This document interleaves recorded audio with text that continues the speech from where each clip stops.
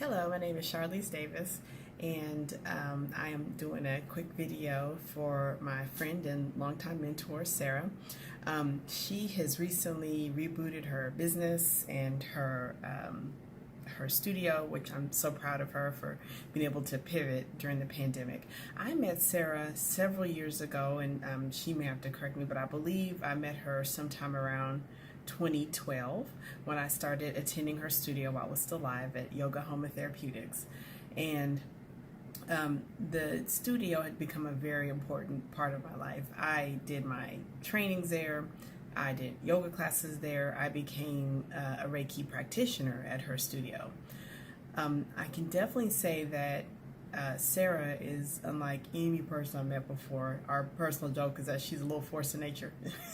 she changes everything around her, and definitely for the positive. Her heart and her soul is in her work. She takes her students and her clients so seriously, and I have the utmost trust in her. Definitely my work with her has advanced my practice as a physician, having learned the connection between mind and body. And so, which she knows, I have so much gratitude for her. I am so proud of her for this reinvention and moving ahead with this very advanced style of delivering her services.